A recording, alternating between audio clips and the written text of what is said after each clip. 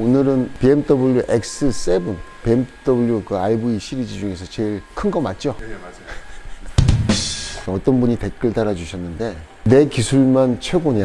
저는 단지 제가 가진 경험을 갖고 도움이 되실 분들에게만 보여드리는 거지 저보다 더 기술이 좋은 분들에게 가르칠 생각은 없습니다. 반복해서 뭐 보여드리는 거지만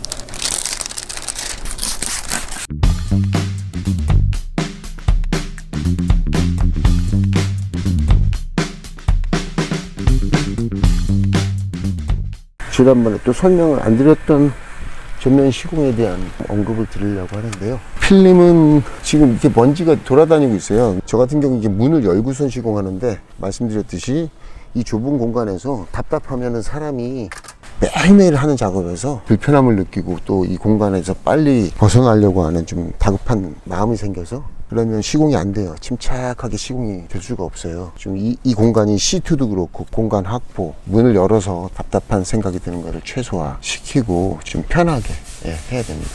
이 돌아다니는 먼지는 문을 닫는다고 해서 해결되지 않습니다. 이 수웨이드 위쪽에 수많은 미세한 먼지들이 움직이고 있어요. 이거를 물하고 습도로 조절해 줘야 된다고 생각합니다. 저는 항상 문 열고 작업하지만 먼지는 안 들어갑니다. 문을 닫는다고 해서 먼지가 안 들어가는 게 아닙니다. 이 과정은 지난번에 다 전부 설명을 드렸기 때문에 지금은 쭉 시공을 해서 마무리하도록 하겠습니다.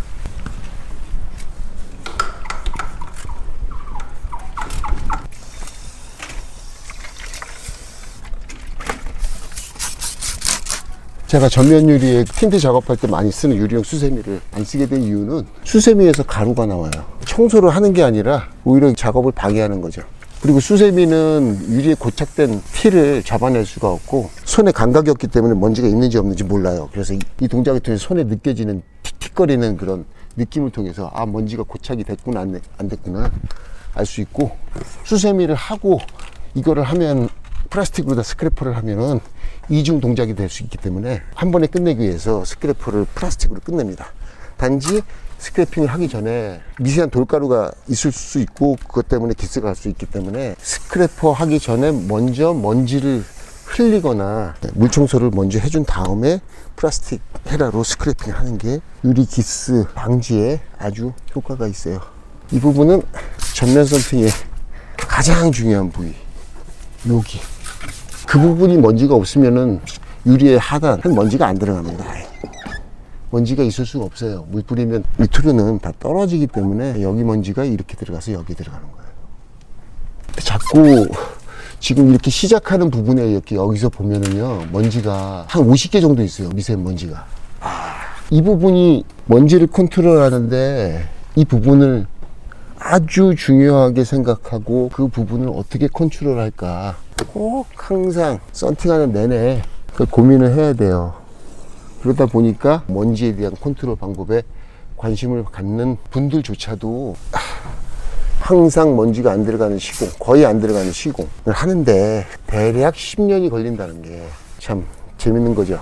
그런데 이런 것을 소홀히 하고 관심을 갖지 않는 분들은 썬팅을 20년 하셔도 이 먼지를 정복할 수 있는 가능성이 크지 않습니다. 또 기복이 굉장히 많아요.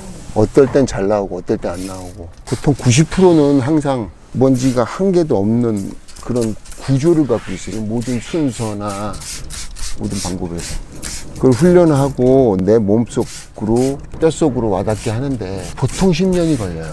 원리를 깨닫는다고 그러죠. 원리. 다른 게 아니라 하고 싶은 것이 있습니다. 좀 리얼하게 있는 그대로 애완도 들어보고 제가 도움 말씀드릴 수 있는 부분은 도와드리고, 싫은 소리도 하고 그런 어떤 멘트나 말이 나갈 수도 있어요. 근데 그런 말들을 수용할 수 있는 분, 많이 이용해 주시고. 차종은 계속 변하고 있고 마킹 구조나 테두리 모양 또 굴곡 이런 것들은 다 계속 변하고 있고 차종마다 적응해 갖고는 답이 없죠. 원리를 깨닫고서는 내 손이 움직이는 게 아니고 내 세포들이 그렇게 움직여야 되는 거죠. 그러려면 일단 기본적으로 평생 가도 내가 모르는 영역들이 존재하기 때문에 계속 이런 시공에 대해서 관심을 가져야 되는 거죠.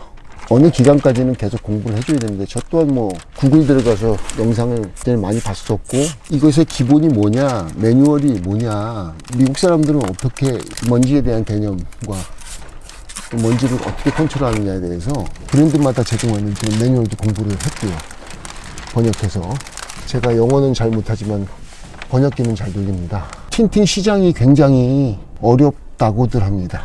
근데 생각을 해보면 1995년도에도 어렵다고 했었어요. 문제는 경기가 문제가 아닙니다. 틴팅으로 돈을 벌려면 진정성으로 접근을 해야 된다고 생각해요. 썬팅을 잘해야 돼요, 그냥 무조건.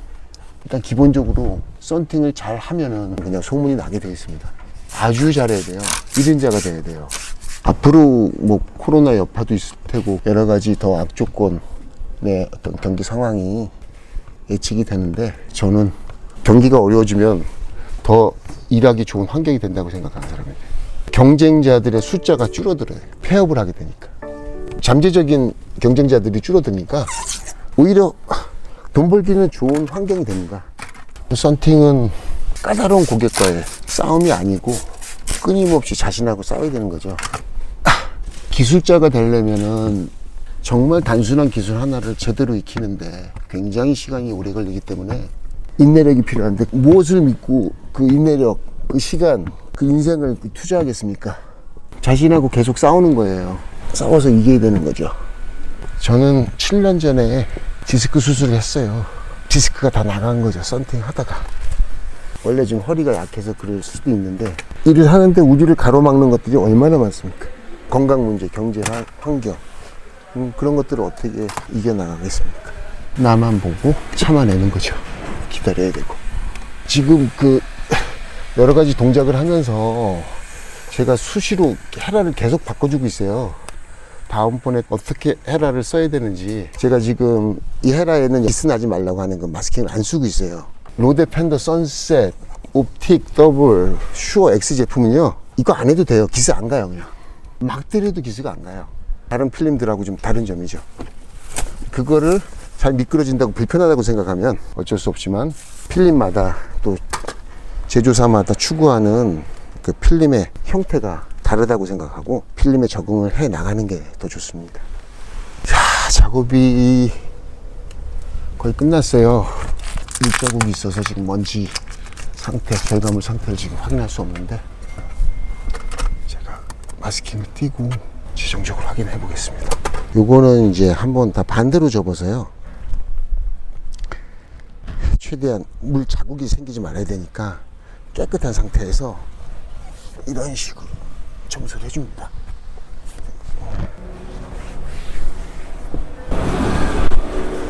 시공이 잘 됐습니다. 앞으로 옆유리 시공도 꽤 많이 보여드릴 거기 때문에 한 번에 모든 걸 다 설명을 해드려도 헷갈려 하고 중요하게 생각하는 부분 나눠서 이렇게 설명을 해드려야 될 것 같고요. 시공하면서 제가 그때그때 필요한 부분, 그 차에 맞는 어떤 설명을 좀 해드리는 게 맞을 것 같습니다. 옆유리는 상단에 그 피코 엣지 작업을 하기 위해서 절대적으로 필요한 게 이제 성형입니다. 성형을 해서 이렇게 고기진 부분, 얘는 평면이잖아요. 유리는 고기졌어요. 그래서 시공을 그대로 하면 이렇게 주름이 생겨요. 주름을 타고서는 바킹 안쪽에서 반드시 먼지가 나옵니다. 그래서 안쪽에서 스퀴징 작업을 할 때 테두리 부분, 상단, 하단 부분에 뜨는 부분이 하나도 없어야 먼지가 없는 겁니다. 그래서 성형 작업을 하는 겁니다. 성형을 할 때 저는 이것도 사람마다 조금씩 다릅니다. 하단에서 성형을 하는 사람도 있고 저는 상단에서 성형을 해줍니다. 왜 그런 거 하니? 성형을 하게 되면 열 때문에 여기가 미세하게 말려버려요. 그러면 안쪽에서 혹시나 빡빡한 차들은 끝에가 딱 붙어야 되는데 필름이 말려갖고 여기 끝에가 떨어져요. 끝에 마감이 조금 문제가 생길 것 같아서 지금 상단에서 하는 거고요. 상단에서 하면 여기를 커팅 해줄 거잖아요. 좀 더 그 상단에서 성형하는 것을 선호합니다. 옆유리 성형할 때 곡이 많지 않기 때문에 어떻게 성형을 해도 상관은 없어요. 딱히 이렇게 깊은 구조에서는 조금 더 깔끔하고 보기에도 이쁜 그런 성형을 해줘야지 옆에서 뜨는 현상이 줄어들어요. 최대한 이쁘게 정성을 들여서 성형을 해줍니다. 지금 하는 작업은 좌우 테두리를 맞춘 상태에서 상단을 슬하신다고 그러죠. 엣지를 하기 전에 슬화가 된 상태에서 살짝만 올려갖고 엣지를 쳐야 되기 때문에 이 슬화를 칠 때 사실 알고 보면 너무 간단해요.